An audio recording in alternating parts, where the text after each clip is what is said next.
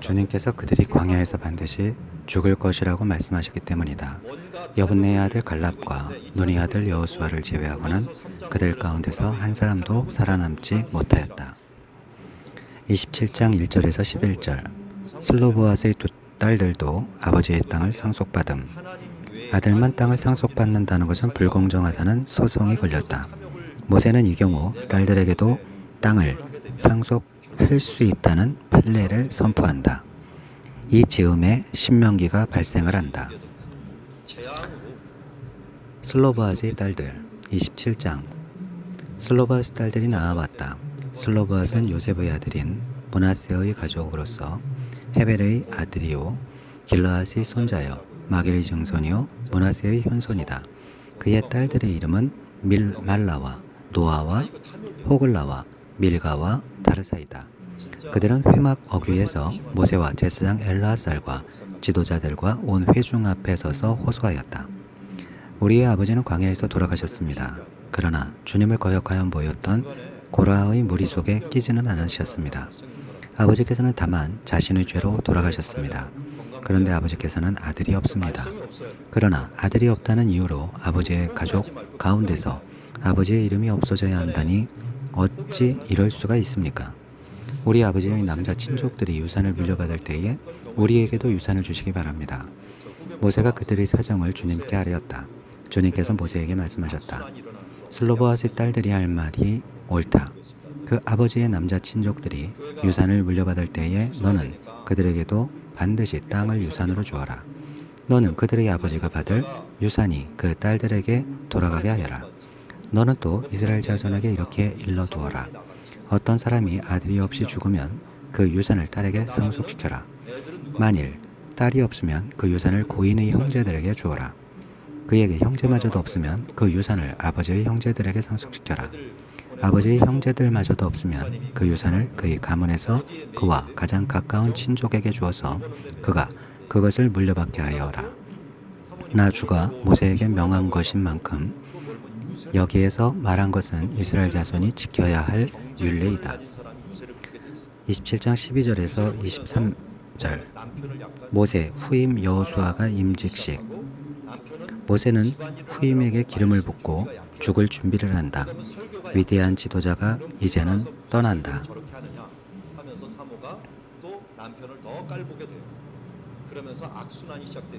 모세의 후계자 여호수아. 주님께서 모세에게 말씀하셨다. 너는 여기 아비람 산줄기를 타고 올라가서 내가 이스라엘 자손에게 준 땅을 바라보아라. 그 땅을 반 다음에는 너희 형 아론이 간 것 같이 너 또한 너희 조상에게로 돌아갈 것이다. 너희 둘이 신 광야에서 나의 명을 어겼기 때문에 그 땅에는 들어가지 못한다. 온 회중이 무리바에서 나를 거역하여 반란을 일으켰을 때에 너희들은 물을 떠뜨려 회중이 보는 앞에서 나의 거룩한 권능을 보였어야만 하였는데 너희는 그렇게 하지 않았다. 이것은 신 광야에 있는 가데스의 무리바에서 물이 터질 때의 일을 두고 말씀하신 것이다. 모세가 주님께 이렇게 아뢰었다. 모든 사람에게 영을 주시는 주 하나님, 이 회중 위에 한 사람을 임명하여 주시기 바랍니다. 그가 백성 앞에서 나가기도 하고 백성 앞에서 들어오기도 할 것입니다. 백성을 데리고 나가기도 하고 데리고 들어오기도 할 것입니다. 주님의 회중이 목자 없는 양떼처럼 되지 않도록 하여 주십시오. 주님께서 모세에게 말씀하셨다. 너는 눈의 아들 여호수아를 데리고 오너라. 그는 영감을 받은 사람이다. 너는 그에게 손을 얹어라. 너는 그를 제사장 엘르아살과 온 회중 앞에 세우고 그들이 보는 앞에서 그를 후계자로 임명하여라. 너는 그에게 내가 가지고 있는 권위를 물려주어서 이스라엘 자손 온 회중이 그에게 복종하게 하여라. 그는 상의할 일이 있을 때마다 제사장 엘르아살 앞에 가서 설 것이며 여호수아를 대신하여 엘르아살이 우림의 판결을 사용하여 나 주에게 여쭐 것이다. 그러면 여호수아와 그와 함께 있는 온 이스라엘 자손 곧 온 총회는 그의 말에 따라서 나가기도 하고 그의 말에 따라서 들어오기도 할 것이다. 모세는 주님께서 그에게 명하신 대로 하였다. 모세는 여호수아를 데려다가 제사장 엘르아살과 온 회중 앞에 세우고 주님께서 말씀하신 대로 자기의 손을 여호수아에게 얹어서 그를 후계자로 임명하였다. 그러자 아론과 미디안 비방을. 자, 먼저 우리 한번 살펴볼게요. 모세가 왜 구스여인을 28장에서 30장 율법. 자기 아내가 그냥 끼어 있거니 생각하자. 흘러가는 이야기 줄기를 손에서 놓지 말고 있어야 한다. 왜 하필이면 구스여인? 비방이야. 28장 제사. 잊지 말고 이 구스여인 주님께서 모세에게 말씀하셨다. 가졌을까요? 안 가졌을까요? 너는 이스라엘 자손에게 명령하여라. 너는 그들에게 말하여라. 정해진 절기에 따라서 너희는 내가 받을 제물, 내가 먹을 음식, 곧 나에게 불살라 바쳐서 나를 기쁘게 하는 향기의 희생 제사를 어김없이 바치도록 하여라. 날마다 바치는 번제물, 너는 또 그들에게 말하여라. 너희가 나 주에게 바쳐야 할 불살라 바치는 제사는 다음과 같다. 1년 된 흠없는 어린 순양을 날마다 2마리씩 날마다 바치는 번제로 바쳐라. 순양 1마리는 아침에 바치고 다른 1마리는 저녁에 바쳐라. 첫째 순양을 바칠 때에 함께 바칠 곡식제물은 찌어 짠 기름 4분의 1 흰을 섞어서 반죽한 고운 밀가루 10분의 1 에바이다. 날마다 바치는 번제는 기쁘게 하는 향기 곧 나 주에게 불살라 바치는 제물로 바치는 것이며 이것은 신의 산에서 이미 정한 것이다. 이것과 함께 바칠 부어 드리는 제물은 순양 1마리마다 4분의 1 흰으로 한다. 너는 거룩한 곳에서 독한 술을 나 주에게 부어 바쳐라. 저녁에 둘째 수인 양을 바칠 때에도 아침에 한 것처럼 그렇게 곡식 제물과 부어 드리는 제물을 바쳐라. 이것은 향기로 주를 기쁘게 하는 살라 바치는 제사이다. 안식일 제물. 안식일에도 1년 된 흠 없는 어린 순양 2마리를 기름으로 반죽한 고운 밀가루 10분의 2 에바의 곡식 제물과 거기에 맞는 부어드리는 제물과 함께 바쳐라. 안식일에는 날마다 바치는 번제와 부어드리는 제물 외에 안식일 번제를 따로 바쳐야 한다. 초하루 제물. 너희의 달력으로 매달 초하루마다 너희는 나 주에게 번제를 바쳐라. 수송아지 2마리와 순양 1마리와 1년 된 어린 순양 7마리를 흠없는 것들로 바쳐라. 수소 1마리마다 그것과 함께 바칠 곡식 제물은 기름에 반죽한 고운 밀가루 10분의 3 에바씩이다. 순양 1마리와 함께 바칠 곡식 제물은 기름에 반죽한 고운 밀가루 10분의 2 에바이다. 어린 순양 1마리마다 그것과 함께 바칠 곡식 제물은 기름에 반죽한 고운 밀가루 10분의 1 에바씩이다. 이것이 번제 곧 기쁘게 하는 향기로 나 주에게 불살라 바치는 제사이다.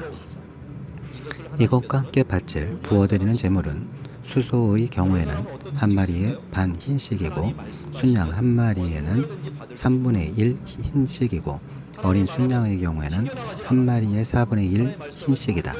이것이 1년 내내 매달 바쳐야 하는 초하루 제물이다. 날마다 바치는 번제와 거기에 딸린 부어드리는 제물 외에도 순염소 1마리를 속죄 제물로 다 주에게 바쳐야 한다. 6월절 제사. 첫째 달, 그 달 19날은 나 주의 6월절이다. 같은 달 보름부터는 절기가 시작되니 이래 동안은 누룩을 넣지 않고 만든 빵을 먹어야 한다. 첫날에는 거룩한 모임을 열고 생업을 돕는 일은 아무것도 하지 말아라. 너희는 살라 바치는 제사 곧 번제를 나 주에게 바쳐라. 수송아지 2마리와 순양 1마리와 1년 된 어린 순양 7마리를 흠없는 것들로 골라서 바쳐라. 이와 함께 너희는 기름에 반죽한 고운 밀가루를 곡식 제물로 바치되 수소 1마리마다 10분의 2 3 에바씩을 바치고 순양 1마리에는 10분의 2 에바를 바치고 어린 순양 7마리의 경우에는 어린 순양 1마리마다 10분의 1 에바씩을 바쳐라. 또 순염소 1마리를 속죄제물로 바쳐 너희의 죄를 속하여라. 이것들은 아침 번제 곧 날마다 바치는 번제 외에 따로 바쳐야 하는 것들이다.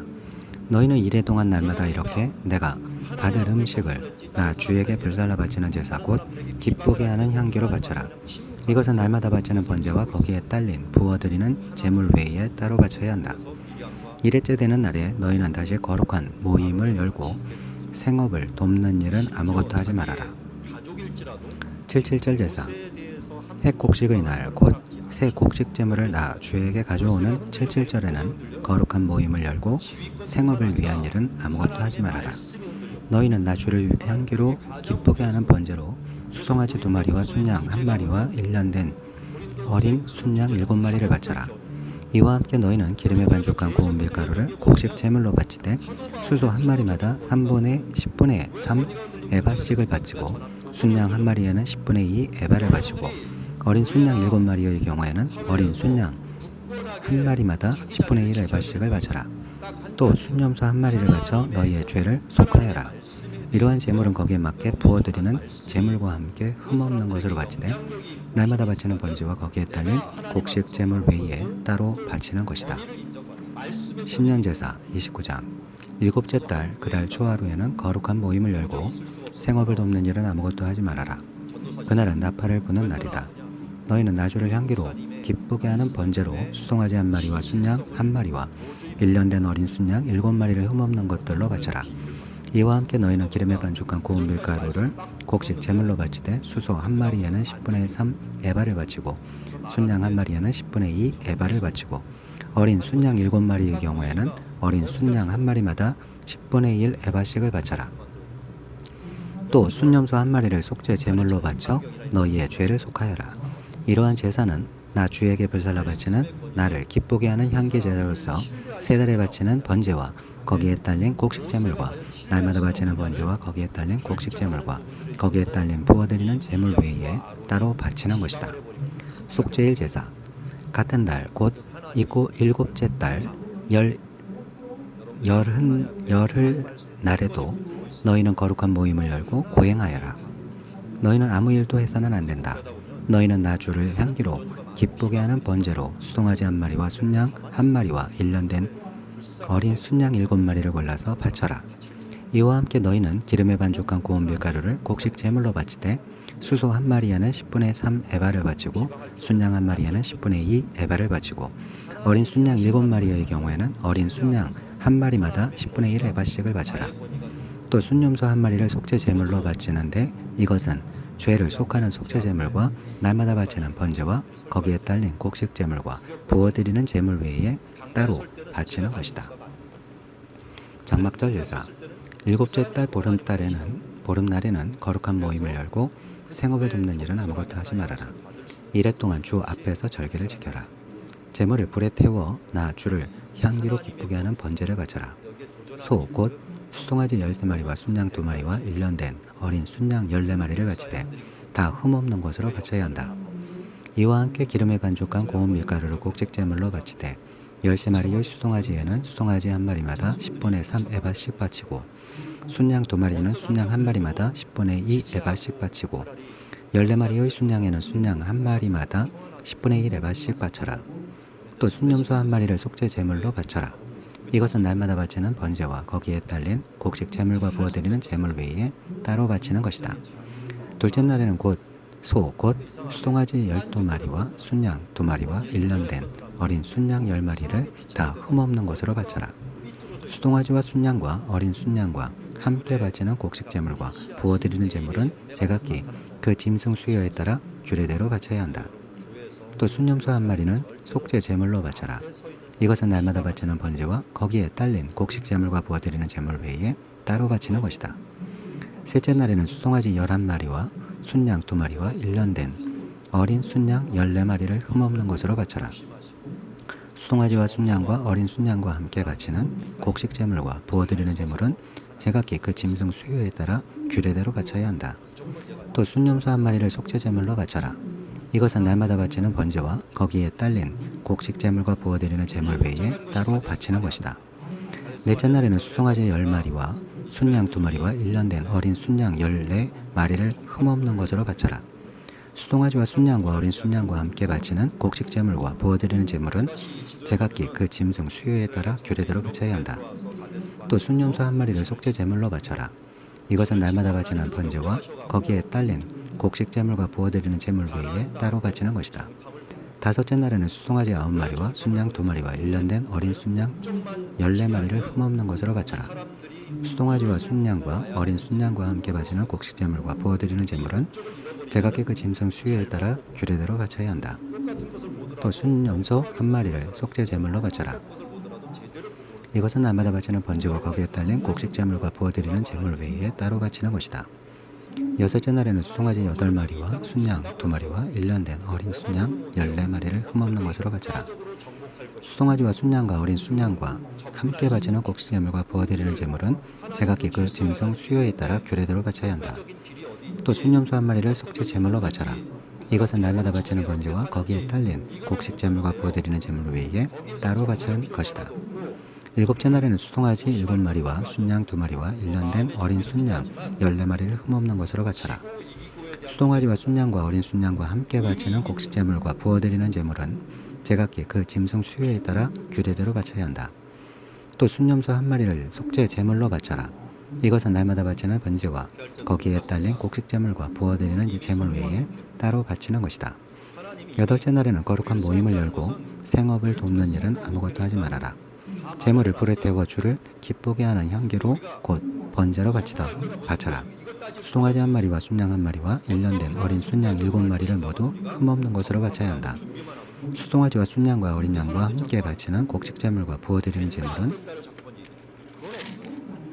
제각기 그 짐승 수요에 따라 규례대로 바쳐야 한다. 또 순염소 1마리를 속죄 제물로 바쳐라. 이것은 날마다 바치는 번제와 거기에 딸린 곡식 제물과 부어드리는 제물 외에 따로 바치는 것이다. 정한 절기가 오면 위에서 말한 번제와 곡식 제물과 부어드리는 제물과 화목 제물을 바쳐라. 이것은 너희가 자원제와 서원제 말고 따로 나 주에게 바쳐야 하는 것들이다. 이렇게 모세는 주님께서 그에게 명하신 모든 것을 이스라엘 자손에게 말하였다. 주님께 서원한 것 30장. 모세는 이스라엘 자손 각 지파 우두머리들에게 말하였다. 이것은 주님께서 명하신 것입니다. 남자가 나 주에게 서원하였거나 맹세하여 스스로를 자제하기로 서약하였으면 그는 자기가 한 말을 어겨서는 안 된다. 그는 입으로 한 말을 다 지켜야 한다. 여자가 아직 어린 나이에 아버지의 집에 있으면서 나 주에게 서원하였거나 스스로를 자제하기로 서약하였을 경우에는 그의 아버지가 자기 딸의 서원이나 딸이 스스로를 자제하기로 서약한 것을 듣고도 딸에게 아무 말도 하지 않았으면 그 모든 서원은 그대로 살아있다. 그가 한 서원과 스스로 자제하기로 한 서약은 모두 그대로 성립된다. 그러나 딸이 스스로를 자제하기로 한 모든 서약과 서원을 아버지가 듣고도 그날로 말렸으면 그것은 성립되지 않는다. 아버지가 딸의 서원을 말렸기 때문에 나 주는 그 딸에게 책임을 묻지 않는다. 그러나 여자가 결혼한 다음에 서원하였거나 급하게 입술을 올려 스스로를 자제하기로 경솔하게 선언했을 때에는 그의 남편이 그것을 듣고서 들은 그날로 아내에게 아무 말도 하지 않았으면 그 서원은 그대로 살아있다. 그가 한 서원과 스스로를 자제하기로 한 그 서약이 그대로 성립된다. 그러나 그의 남편이 그것을 들은 그날로 아내를 말렸으면 그의 아내가 스스로 한 서원과 자신을 자제하기로 입술로 경솔하게 선언한 것은 무효가 된다. 나 주는 그 여자에게 책임을 묻지 않는다. 가부나 이혼당한 여자가 서원한 것 곧 자신을 자제하기로 한 모든 서약은 그대로 그 여자에게 적용된다. 남편의 집에서 같이 살면서 서원하거나 자신을 자제하기로 맹세하고 서약하였을 때에는 그의 남편이 그것을 듣고도 그의 아내에게 아무 말도 하지 않았고 아내를 말리지 않았으면 그 모든 서원은 그대로 살아있다. 그가 한 서원과 자신을 자제하기로 한 서약은 모두 그대로 성립된다. 그러나 그의 남편이 듣는 그날로 그것들을 파기하면 그 아내의 입술에서 나온 서원과 서약은 아무것도 성립되지 않는다. 그의 남편이 이렇게 파기하면 나 주는 그 여자에게 책임을 묻지 않는다. 그의 남편은 그의 아내가 한 어떤 서원이나 자신을 부인하고 자제하기로 한 어떤 서약의 맹세라도 성립시키거나 파기할 수 있다. 그러나 만일 그의 남편이 아내의 서원에 대하여 하루가 지날 때까지 아무 말도 하지 않으면 남편은 아내의 서원과 아내가 자신을 자제하기로 한 서약을 확인하는 것이 된다. 그것들은 그대로 효력을 지니게 된다. 들은 바로 그날에 남편이 아내에게 아무 말도 하지 않았기 때문이다. 그러나 만일 남편이 그가 들은 날부터 얼마 지나서 그것들을 파기한다면 아내의 죄는 남편이 떠맡게 된다. 이것들은 주님께서 모세에게 명하신 것으로서 남편과 아내 사이에 아버지와 아버지 집에 살고 있는 어린 딸 사이에 지켜야 할 율례이다. 31장 바알보올 범죄에 빠지게 한 미디안을 정복한다. 결국 요단 동편 싸움은 모압, 미디안 종교 바알보올과의 전쟁이었다. 이스라엘 승리로 마무리를 짓는다. 이 기세로 가나안을 정복해야 한다는 것을 보여준다. 가나안 정복의 전형이다. 그들의 더러운 문화를 받아들이지 않고 싸워 이기는 것이다. 요단 동편에서 위험이 왔으나 잘 싸워 이겼다. 그런 것은 똑같아요. 그런데 거기에 보니까 미디안에게 주님의 원수를 갚다. 31장. 주님께서 모세에게 이렇게 말씀하셨다. 너는 미디안 사람에게 이스라엘 자손의 원수를 갚아라. 그렇게 하고 난 다음에 너는 조상들에게로 돌아갈 것이다. 모세가 백성에게 말하였다. 당신들 가운데 전쟁에 나갈 만한 사람들을 무장시키시오. 미디안을 쳐서 미디안에 대한 주님의 원수를 갚아야 하오. 이스라엘 모든 지파는 각 지파마다 어느 지파도 예외 없이 1000명씩을 전쟁에 내보내어 나와하오. 그리하여 이스라엘 모든 족속에게서 각 지파마다 1000명씩의 전쟁에 나가려고 무장을 하고 나섰는데 그 수는 12000명이었다. 모세는 각 지파에서 1000명씩 뽑아온 이들을 전쟁에 내보내면서 제사장 엘라살의 아들 비나스에게 성소의 기구들과 신호용 나팔을 들려 그들과 함께 전쟁에 나가게 했다. 그들은 주님께서 모세에게 명하신 대로 미디안을 쳐서 남자는 모조리 죽여버렸다. 그들은 군인들만 죽였을 뿐만 아니라 미디안의 왕들도 죽였다. 에위와 레겜과 수르와 후르와 레바 등 미디안의 5왕을 죽였고 부오르의 아들 발람도 칼로 쳐 죽였다.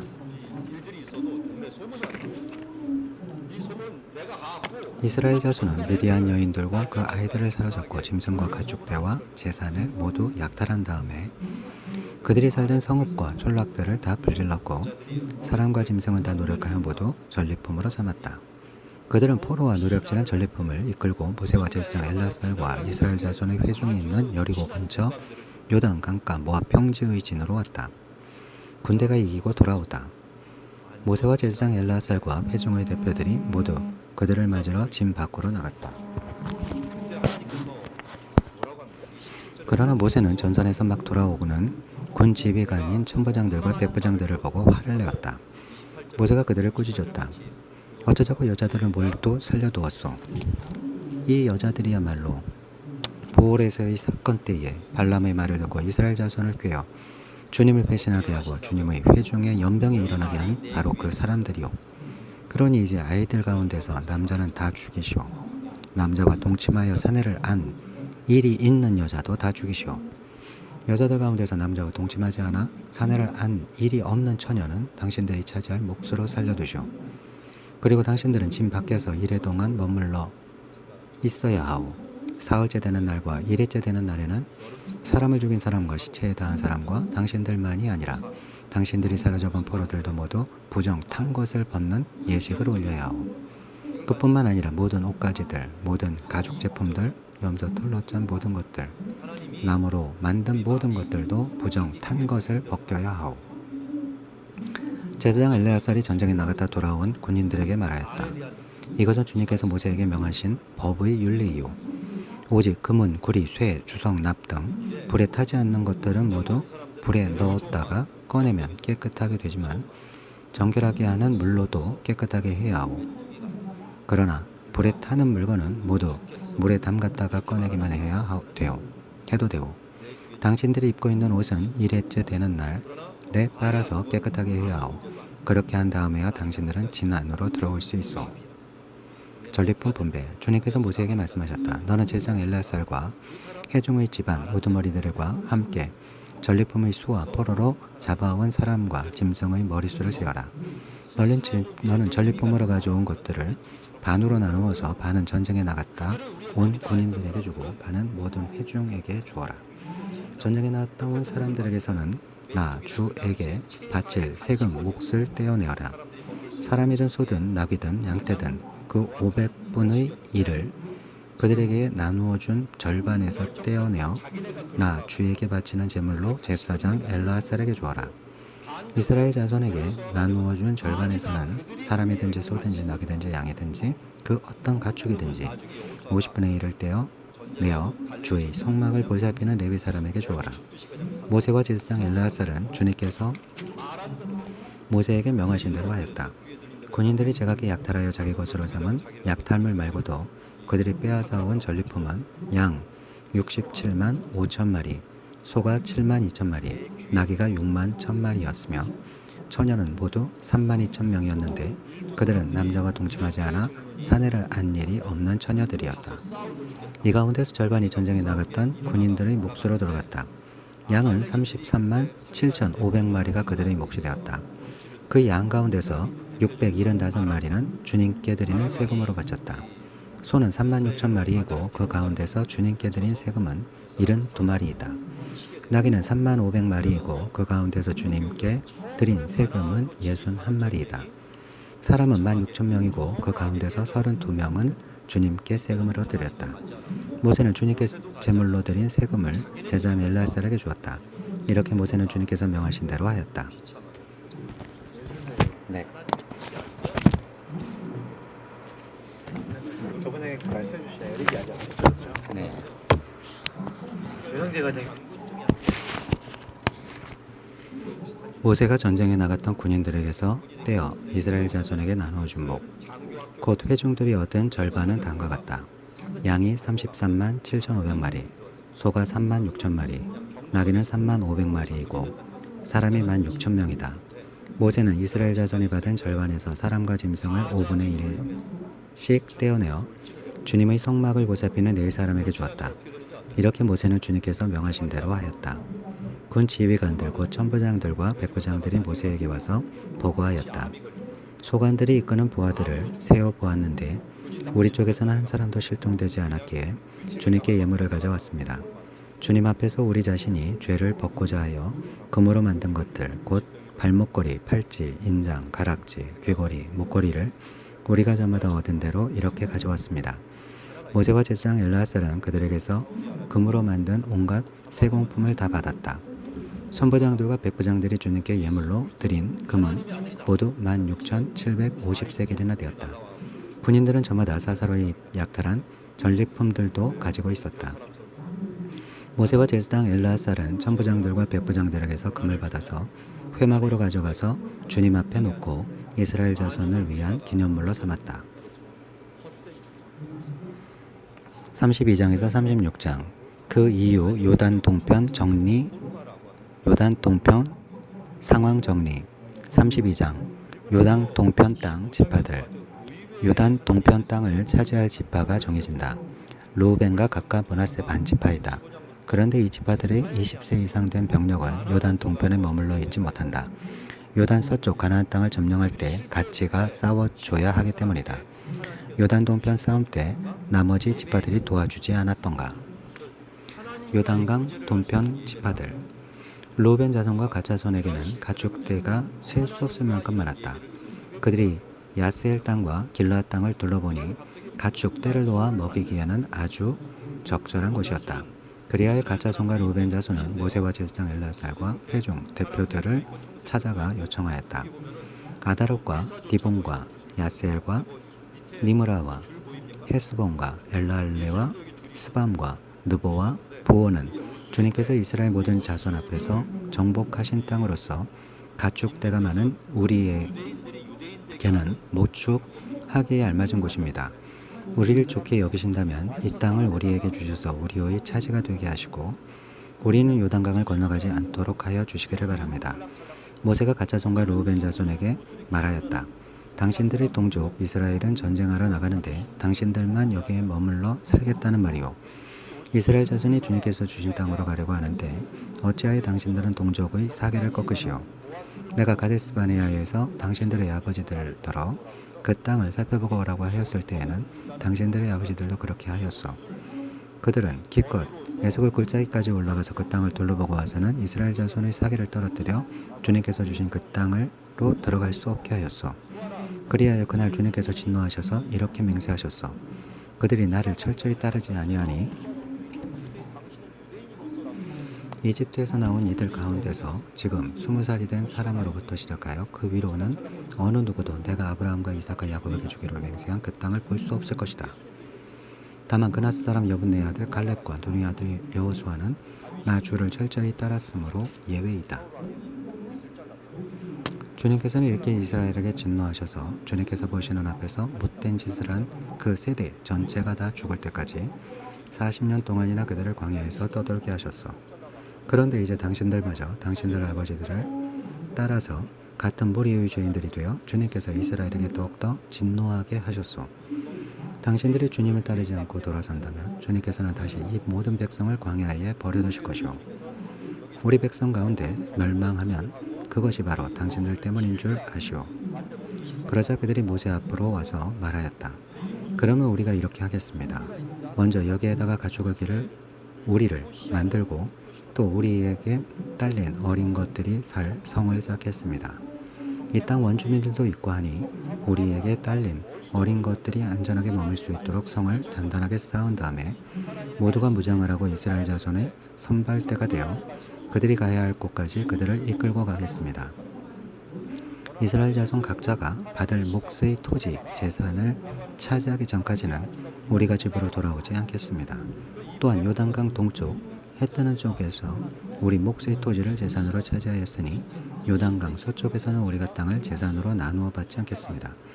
그러자 모세가 그들에게 대답하였다. 만일 당신들이 말하는 대로 한다면 당신들이 전장에 나가려고 주님 앞에서 무장을 하고 주님께서 그의 대적을 그 앞에서 몰아낼 때까지 당신들 모두가 무장한 채로 주님 앞에서 요단강을 건넌다면 그 땅이 주님 앞에서 정복되는 날 당신들은 돌아갈 수 있고 주님과 이스라엘에 대한 당신들의 임무에서 벗어날 수 있어.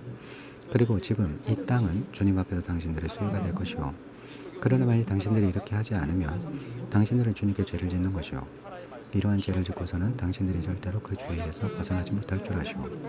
당신들에게 딸린 어린 것들을 보호할 성을 쌓으시오. 가축을 가둘 우리도 만드시오. 그리고 당신들이 약속한 것을 그대로 실행하도록 하시오. 갓자손과 루벤 자손이 모세에게 말하였다. 어른의 종인 우리는 어른께서 명령하신 대로 따르겠습니다. 우리에게 딸린 어린 것들, 우리에게 딸린 여인들, 우리가 가진 가축대와 모든 짐승은 여기 길러한 여러 성읍에 남게 하겠습니다. 그러나 어른의 종인 우리는 말씀하신 대로 모두 각자 무장을 하고 요단강을 건너가 주님 앞에서 싸우겠습니다. 모세는 제사장 엘라살과 눈의 아들 여호수아와 이스라엘 자손 각 지파의 가족 우두머리에게 명령을 내렸다. 모세는 그들에게 다음과 같은 명령을 내렸다. 갓자손과 루벤 자손이 모두 각자 무장을 하고 당신들과 함께 주님 앞에서 싸우려고 요단강을 건너면 당신들 앞에서 그 땅에 정복되는 날 이 길르앗 땅을 그들의 소유로 주십시오. 그러나 그들이 당신들과 함께 무장을 하고 요단 강을 건너지 않으면 가나안에서 당신들과 함께 재산을 받게 하십시오. 갓자손과 루벤 자손이 대답하였다. 어른의 종인 우리는 주님께서 말씀하신 대로 하겠습니다. 우리는 주님 앞에서 무장을 하고 요단강을 건너 가나안 땅으로 들어가겠습니다. 그러나 우리는 요단강 이쪽에서만 우리의 소유가 될 땅을 차지하겠습니다. 모세는 갓자손과 루벤 자손과 요셉의 아들 므낫세의 반쪽 지파에게 아모리의 시온 왕국과 바산의 왕 옥 왕국을 주었다.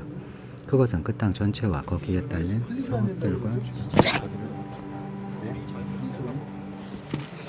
그 안 되는 거는 그쪽에 그 핸드폰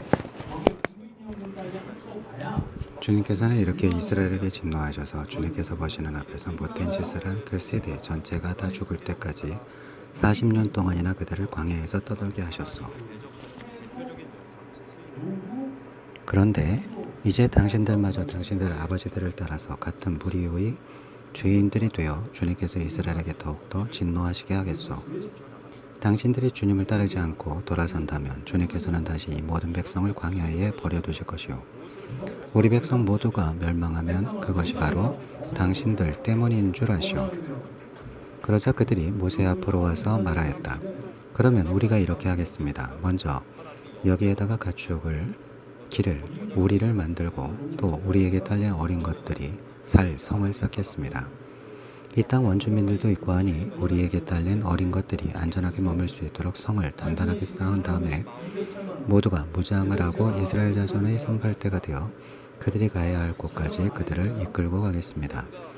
이스라엘 자손 각자가 받을 몫의 토지, 재산을 차지하기 전까지는 우리가 집으로 돌아오지 않겠습니다. 또한 요단강 동쪽, 해 뜨는 쪽에서 우리 몫의 토지를 재산으로 차지하였으니 요단강 서쪽에서는 우리가 땅을 재산으로 나누어 받지 않겠습니다. 그러자 모세가 그들에게 대답하였다. 만일 당신들이 말한 대로 한다면 당신들이 전쟁에 나가려고 주님 앞에서 무장을 하고 주님께서 그의 대적을 그 앞에서 몰아낼 때까지 당신들 모두가 무장한 채로 주님 앞에서 요단강을 건넌다면 그 땅이 주님 앞에서 정복되는 날 당신들은 돌아갈 수 있고 주님과 이스라엘에 대한 당신들의 의무에서 벗어날 수 있어.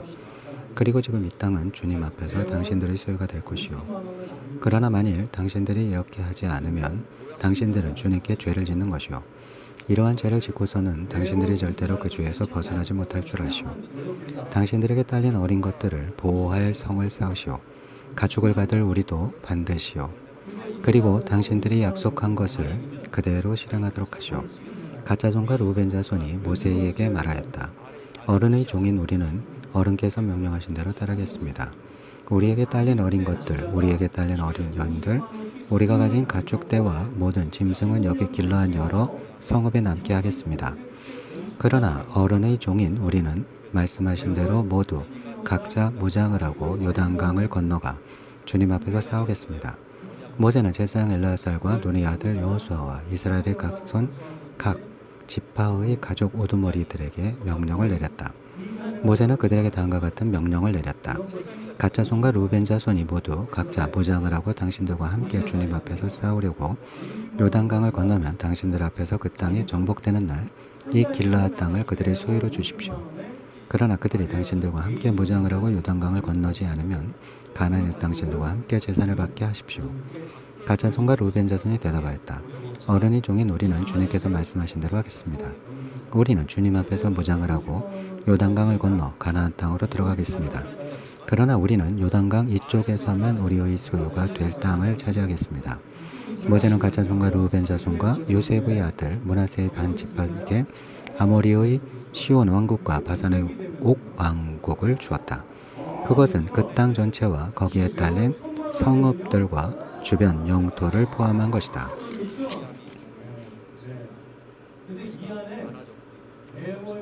가짜손이 건축한 성읍들은 디본과 아다롯과 아로엘이다. 아도롯 소반과 야스엘과 욕바와 벤니므라와 베다란 등인데 요새화된 성읍들이다. 가축의 길을 우리도 만들었다. 루벤 자손이 건축한 성읍은 헤스본과 엘라알레와 기리아다임과 느보와 나중에 이름이 바뀐 바알 무온과 신마 성읍 등이다. 그들은 성을 다 쌓은 다음에 그들이 세운 성읍들에 새 이름을 붙였다.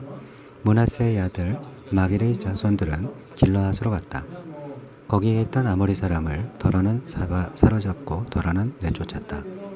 그리하여 모세가 길르앗을 므낫세의 아들 마길에게 주었으며 그들은 거기서 정착하였다. 므낫세의 아들 야일은 정착할 곳을 차지하고서 그곳을 하봇 야일이라고 불렀다. 노바는 그낫과 그 주변의 주민들을 정복하고 자기 이름을 따서 그곳을 노바라고 불렀다. 이집트에서 모압까지 33장. 이스라엘 자손이 모세와 아론의 지휘를 받아 부대를 편성하여 이집트에서 나와서 행군한 경로는 다음과 같다. 모세는 주님의 명에 따라 머물렀다가 떠난 출발지를 기록하였다. 머물렀다가 떠난 출발지는 다음과 같다. 이스라엘 자손이 라암셋을 떠난 것은 첫째 달 15일 곧 6월절 다음 날이었다. 그들은 모든 이집트 사람이 훤히 보는 앞에서 팔을 휘저으며 당당하게 행군하여 나왔다. 그때 이집트 사람은 주님께서 쳐 죽이신 자기들의 맏아들들의 장례를 치르고 있었다. 주님께서는 이집트 사람이 섬기는 신들에게도 그 벌을 내리셨다. 이스라엘 자손은 라암셋을 떠나 숫곳에 이르러 진을 쳤다. 숫곳을 떠나서는 광야가 시작되는 에담에 이르러 진을 쳤다. 에담을 떠나서는 바하 히롯으로 들어갔다. 바알스본의 동쪽으로 가서 믹돌 부근에 이르러 진을 쳤다. 바하 히롯을 떠나서는 바다 한가운데를 지나 광야로 빠졌다. 에담 광야에서는 사흘길을 들어가서 마라에 이르러 진을 쳤다. 마라를 떠나서는 엘람으로 갔다. 거기에는 샘이 12곳이나 있고 종려나무가 70나무 그루나 있어서 거기에 진을 쳤다. 엘림을 떠나서는 홍해 부근에 이르러 진을 쳤다. 홍해 부근을 떠나서는 신광야에 이르러 진을 쳤다. 신광야를 떠나서는 독가에 이르러 진을 쳤다. 독가를 떠나서는 알루스를 이르러 진을 쳤다. 알루스를 떠나서는 르비딤에 이르러 진을 쳤다. 그러나 거기에는 백성이 마실 물이 없었다. 르비딤을 떠나서는 시내 광야에 이르러 진을 쳤다.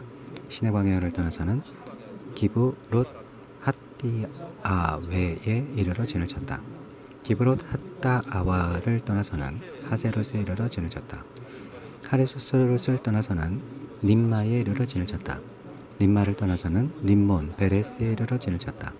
림몬 베레스를 떠나서는 림나에 이르러 진을 쳤다.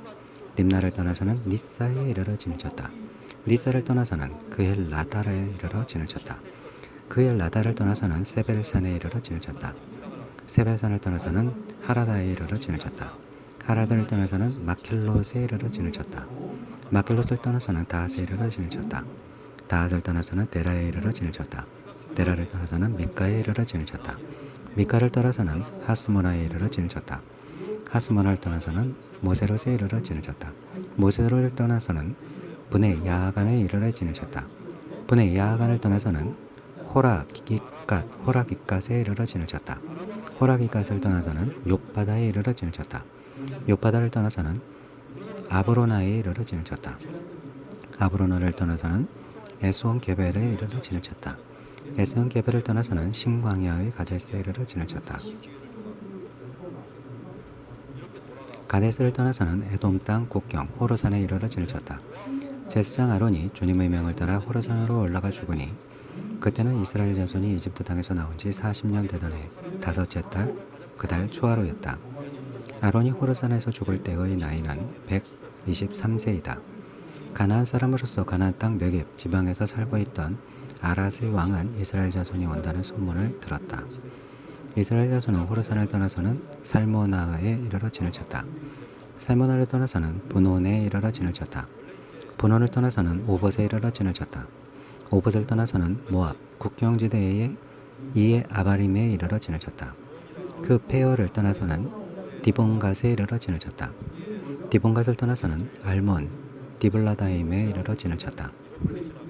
알몬 디블라다임을 떠나서는 느보압 아바림 산에 이르러 진을 쳤다. 아바림 산을 떠나서는 여리고 복은 요단강과 모압 평야에 이르러 진을 쳤다. 요단강가를 따라서 모압 평지의 친지는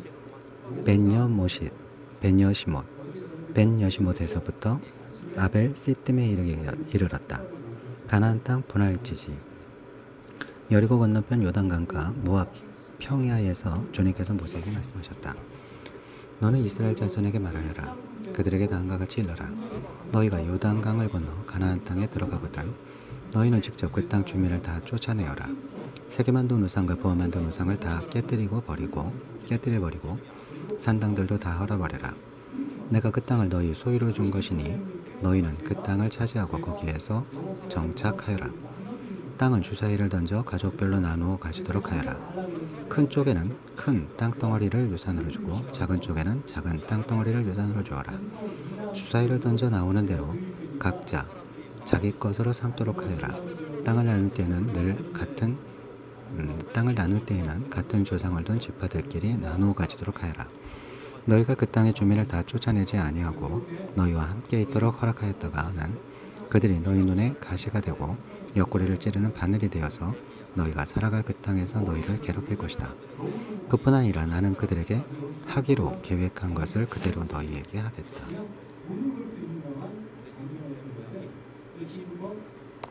가나안 땅의 경계 34장. 주님께서 모세에게 말씀하셨다. 이스라엘 자손에게 명하였다.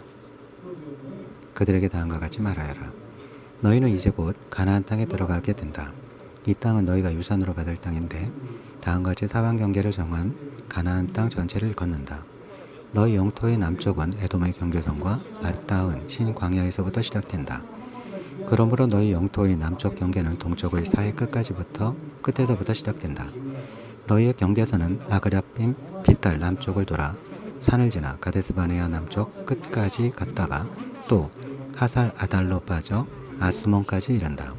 경계선은 더 연장되어 아스몬에서부터 이집트 국경지대의 강을 따라 지중해가 시작되는 곳까지 이른다. 서쪽 경계는 지중해와 그 해안선이다.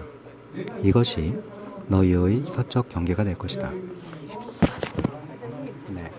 나 어제 강의한 거 예술이 해주실 수 있어요.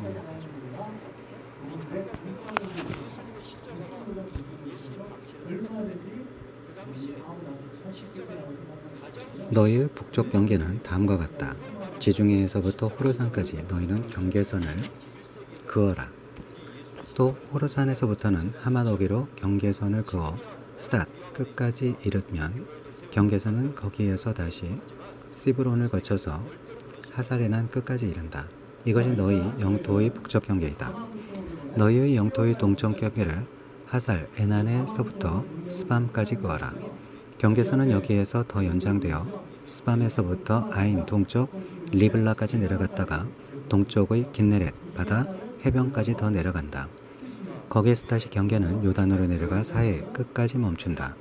이것이 너희 땅의 사방 경계이다. 모세는 이스라엘 자손에게 명령하였다. 당신들 9지파와 반쪽 지파는 주님께서 당신들에게 주도록 명하신 이 땅을 제비 뽑아 나누어 가지십시오. 루벤 자손의 지파와 갓 자손의 지파와 므낫세 반쪽 지파는 조상 집안을 따라 유산을 받았습니다. 이 두 지파와 반쪽 지파는 자기들의 유산을 해 뜨는 쪽 여리고 맞은편 요단강 동쪽에서 이미 차지했습니다. 사장님 다른 것도 좀 해주세요. 신준 사장님 것까지? 그건 너무 큰데 파일이? 시간이 많아? 하여튼 되는 데까지 해드릴게. 네. 시간 좀 걸려도.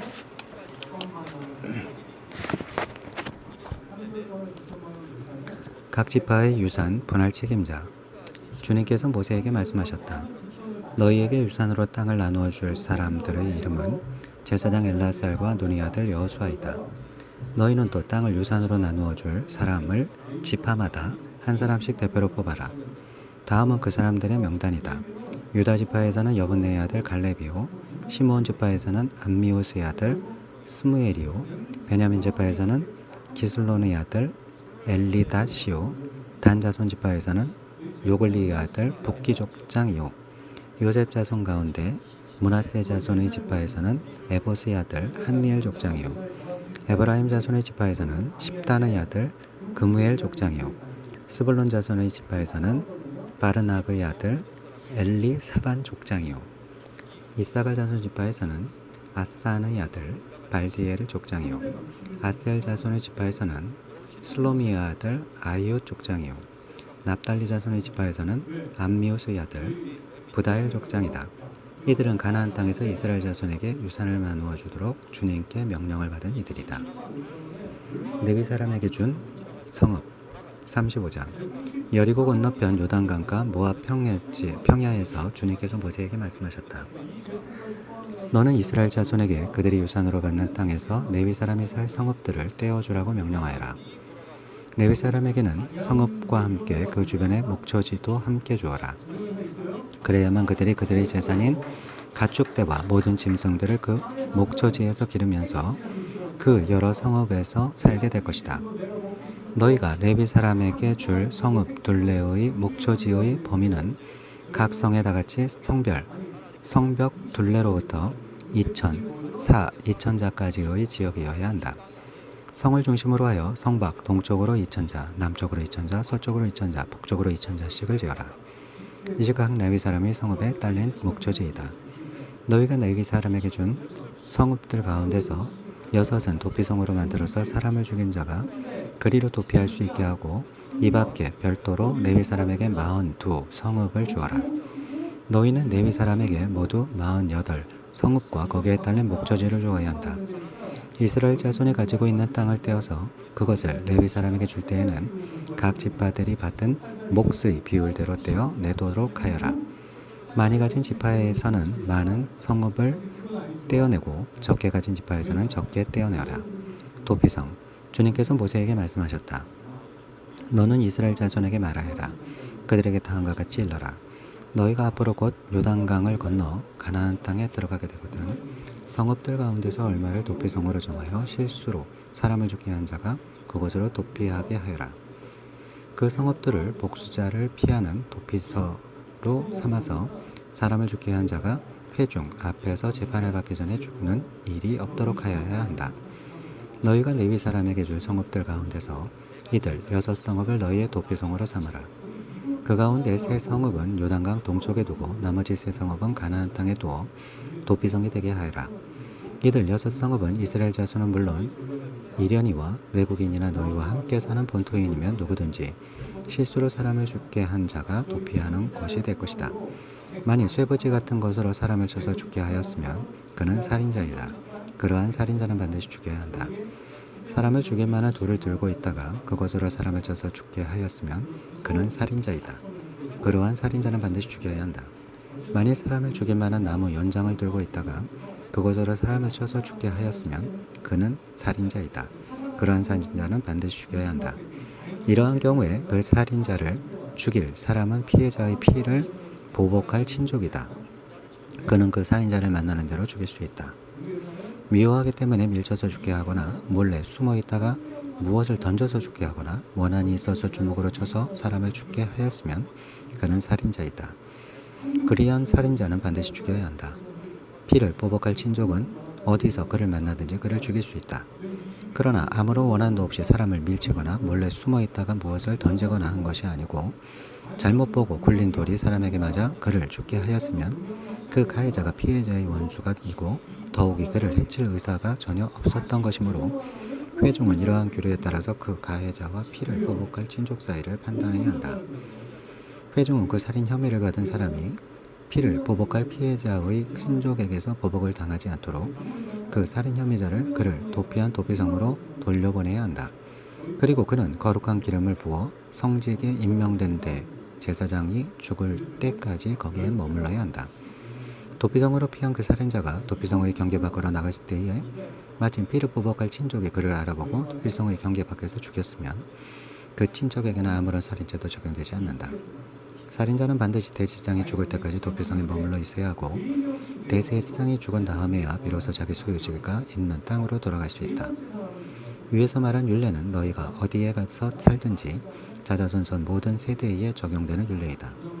누구든지 사람을 죽인 사람은 살인자이므로 반드시 죽여야 한다. 그러나 거기에는 증인들이 있어야 한다. 오직 한 증인의 증언만으로는 어느 누구도 죽이지 못한다.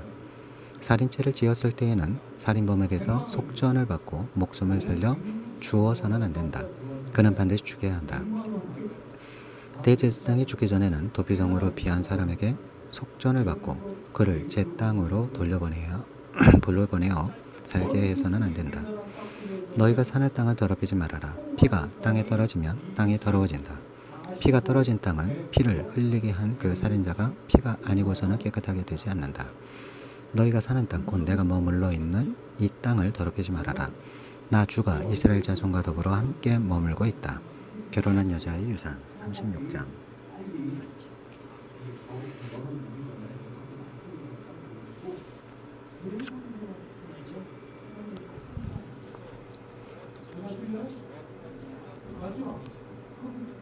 (33장) 1절에서 49절. 이집트에서 모압까지 전체 이동 경로 총정리. 이집트에서 모압 평진까지 온 전체 경로를 마지막으로 정리한다. 지금은 거의 다 위치를 알 수 없는 지명이다. 그럼에도 불구하고 이런 지명은 사실이었다는 것이다. 사실 기록이다. 33장 50절에서 56절. 토지 분할 방법, 제비를 뽑아라. 요단강 서쪽, 이제 가나안에 들어가 얻을 땅에 대한 법칙이 있는가? 있다. 하나님은 이렇게 말씀하신다. 첫째, 가나안 종교를 쫓아내야 얻어지는 땅이다. 둘째, 그 땅은 지파별로 제비 뽑아 나눈다. 그 땅은 본래 내 것이다. 너희에게 소유권을 주지 않는다. 토지는 기본적으로 내 것이다. 그래서 제비를 뽑으라고 하는 것이다. 그러니 그 누구도 소유권을 주장하지 말라. 50년, 희년이 지나면 다시 원래 분배받았던 주인에게로 돌려주어라. 땅이 경제의 기반이 될 것이기 때문에 땅 법칙, 부동산법은 중요하다. 34장, 이스라엘 영토 전체의 경계에 대한 정보. 땅 경계를 일일이 써서 복잡한 것 같지만 사실은 간단하다. 사진이나 지도로 보라. 우리가 공부할 때 12지파를 외웠는데 그것을 염두에 두고 읽어보자. 35장, 레위 사람들에게 돌아갈 목초지들과 도피성. 36장, 슬로보아스의 딸들도 땅을 물려받는다. 27장에서 슬로보아스 딸들, 다른 데 시집갔지만 받을 유산에 대한 판례가 있었다. 그녀들에게도 땅을 줘야 한다는 판결을 여기 36장에서 이행한다. 그녀들은 실제로 땅을 받았다. 이런 사건을 보면 모세오경의 기록들이 얼마나 사실인가를 알 수 있다. 결혼한 여자의 유산 36장. 요셉 자손 가문 가운데 므낫세의 손자이자 마길의 아들인 길르앗 자손 가문이 있는데 바로 길르앗 자손은 속한 각 가문의 우두머리들이 나서서 모세와 이스라엘 자손의 지도자들인 각 가문의 우두머리 앞에 나와서 이렇게 말하였다. 이 땅을 제비 뽑아 이스라엘 자손에게 분배하여 유산을 삼게 하라고 주님께서 어른께 명하셨을 때에 주님께서는 어른께 우리의 친족 슬로브앗의 토지 유산을 그의 딸들에게 주라고 명하셨습니다. 그러나 그 딸들이 이스라엘 자손의 다른 지파 남자들과 결혼할 때에는 그 딸들이 받은 유산은 우리 조상 대대로 물려온 유산에서 떨어져 나가 그 딸들이 시집간 그 지파의 유산이 될 것입니다. 그렇게 된다면 우리 지파의 몫으로 분배된 유산의 일부를 우리는 잃고 맙니다. 이스라엘 자손이 누리는 신년이 되어도 그 딸들이 물려받은 유산은 그 딸들의 시집 지파의 유산에 합쳐질 것이므로 결국 우리는 조상 대대로 물려받은 지파 유산에서 그만큼의 유산을 잃는 것입니다. 주님의 명을 받아서 모세가 이스라엘 자손에게 명령하였다. 요셉 자손 지파의 말이 옳소.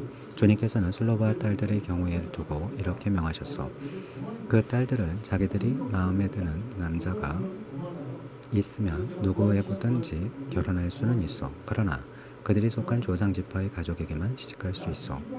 이스라엘 자손의 지파 유산이 그 지파에서 저 지파로 옮겨지는 일이 없어야 이스라엘 자손이 제각기 자기 조상으로부터 물려받은 지파의 유산을 그대로 간직할 수 있을 것이요. 이스라엘 자손의 지파 가운데서 유산을 받은 딸들은 누구나 자기 조상 지파의 가족들에게로 시집가야 하오.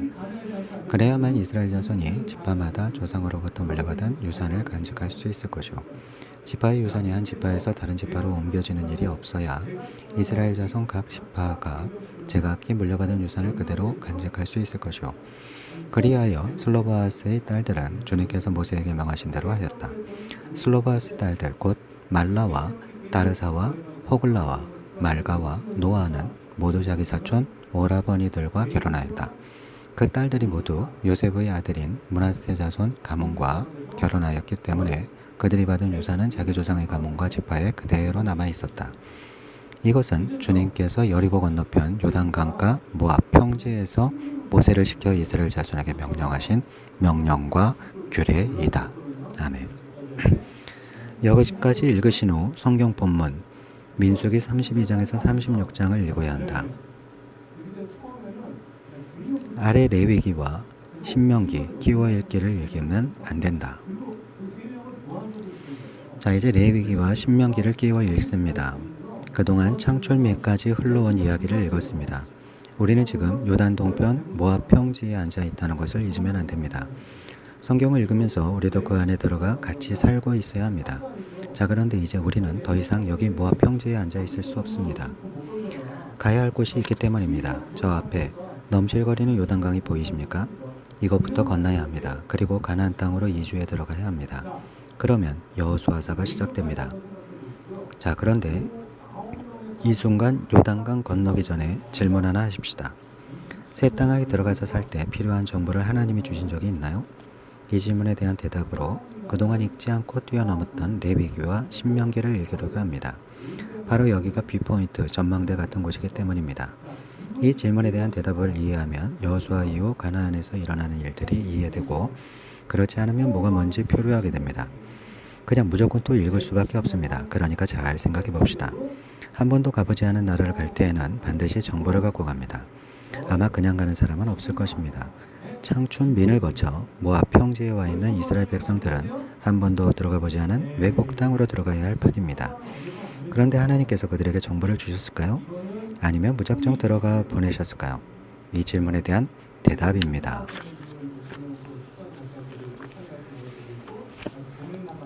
사실 이런 문제는 하나님이 가장 먼저 걱정하셨습니다. 그래서 미리부터 이것을 염두에 두시고 아예 따로 탁 정리해 두셨습니다. 그게 바로 레위기와 신명기라고 생각하십시다. 우리가 이제 어제 읽었던 민수기 내용만 하더라도 요단강 앞에서 일어난 일들이기 때문에 가나안에 들어간 다음에 필요한 정보가 들어 있었습니다. 하나님은 가나안을 목표로 하고 계시기 때문에 그렇습니다. 모세는 하나님의 심정을 그대로 읽어내고 공감했습니다. 이제 곧 가나안으로 들어갈 텐데 이 아이들이 잘할까? 코앞에 둔 가나안 정보, 그리고 그 이후 펼쳐질 다음 세대들이 해야 할 일들이 하나님은 파노라마처럼 쫙 보이시기 때문에 그렇습니다. 요단강을 건너면 무엇부터 해야 할지 하나님께서는 아이디어가 있으셨습니다. 땅을 어떻게 정복해야 할지, 정복할 땅은 어떻게 분배해야 할지, 어떻게 살아야 할지 등등 다 가르쳐주고 싶으십니다.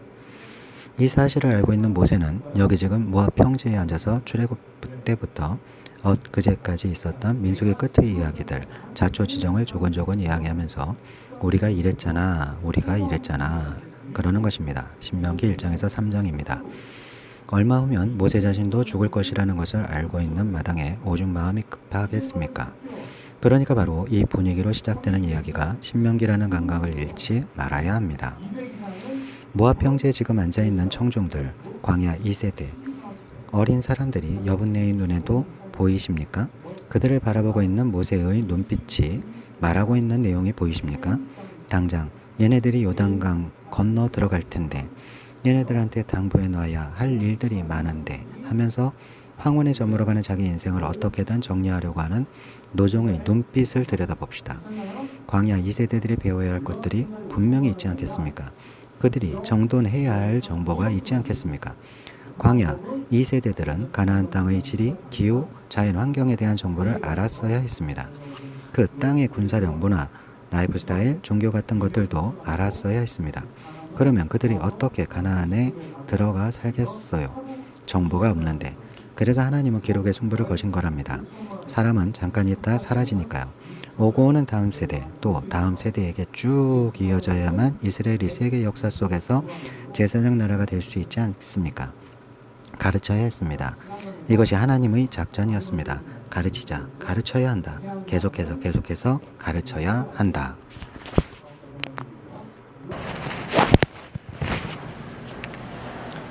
교육은 하나님 나라 이스라엘의 생명이었습니다. 교육은 교재를 만들어야 이어집니다. 교과서가 있어야 해요. 하나님은 모세가 죽기 전에 교과서를 남기셨습니다. 창출민이라는 실제 역사를 기록으로 남기게 하셨고, 레위기라는 법전을 남기셨습니다. 또 신명기라는 출애민의 종합 요약본 선교를 남기게 하셨습니다. 모세가 죽지 않고 계속 후손들과 함께 살 수는 없기 때문입니다. 창세기 12장 1절에서 3절에 제사장 나라가 되기 위해 시작한 이 자초지정이 바로 너희들의 사명이란다. 그러려면 하나님 백성답게 거룩해야 한단다. 그래서 배워야 한다. 배운 다음에 그것을 다른 나라 백성들에게 전해야 한단다. 모든 민족 속속으로 제자를 삼아 가르쳐 지키게 해야 한다. 어디서 많이 듣던 이것이 우리 하나님 나라 백성 존재의 의의란다. 어떻게 하면 이것을 대대손손 가르칠 것인가? 시스템을 만들어 놓으셔야 했습니다. 당장 하나님께서는 이것이 현실이었습니다. 교육, 가르쳐 나가는 것입니다. 정보를 주는 것입니다. 그러기 위해서 필요한 교과서, 교재, 교환, 이런 것이 현실이셨다는 뜻입니다. 우리는 창출매까지 읽었습니다. 실제로 일어난 일들을 따라 내려오다 보니 중간에 끼어있던 레위기 신명기가 남아 있습니다. 자, 이 두 권을 어떻게 읽어야 하겠습니까? 오고 오는 후손들의 교과서로 남기셨구나, 정보구나, 이렇게 생각하면서 읽어보자는 것입니다. 그것이 레위기와 신명기입니다.